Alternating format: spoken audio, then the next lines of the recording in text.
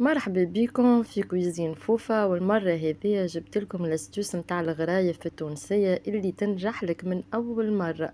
ريت تتبع الاستوس هذيا أول مرة تجيك غرايف بنينة، ونحكي لكم مش تبدا فيها الزبدة هكا ولا عسل ولا معجون، ولا تاكلها باللي تحب، حتى بالسكر والزبدة تجي بنينة تهبل. نحكي لكمش عليك الغرايف هذيك، والمكونات متاعها ياسر بسيطة. الغرايف هذيا التونسية زادا كيف كيف حتى في الجزائر راهو متسمية على بالغرايف، معناها أكلة شعبية وبنينة ومحليها ومن قاع الخابية. مكوناتها بسيطة على الآخر ومتناول في متناول الجميع، وفي مكونات موجودة في الدار. باش ناخذوا كيلتين متاع سميد، عليهم كيلة متاع فرينة، والكيلة لهنا راهو نتوما تنجموا تعملوا أي كيلة انتوما تستحقوا لها، معناها تنجموا تعملوا حتى كيلة أصغر من اللي عملتها أنا. 3 4 كعبات ديجا انتوما عايلة متاع كوبل تنجم تعمل 3 كعبات ولا 4 كعبات.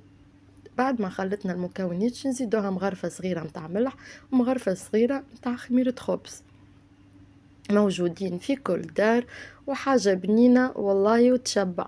هني نفس الكيلة هذيك باش نعملوا 3 كيلات ونص متاع ماء. القوام متاعها باش تشوفوه كيفاش باش يجيكم بطريقة ناجحة، وأي واحدة عمرها ما عملت الغرايف تبع الاستوس هذية وكيفاش نعمل فيها تنجح لها من أول نهار. حطينا 3 كيلات ونص متاع ماء على الكيلات اللي خذيناهم اللي هما زوز خميرة زوز سميد أرطب على الآخر، ومعاهم كيلة متاع فرينة.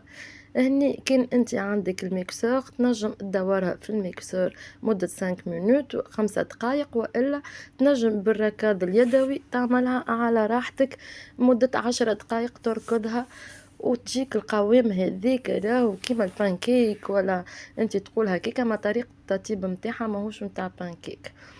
سهلة وبسيطة، وانت طيب في الدار تلقاها ما تاخذ لكش حتى 10 دقائق من وقتك وتاكل حاجة بنينة. القوام هذاك اللي لازم نتحصلوا عليه.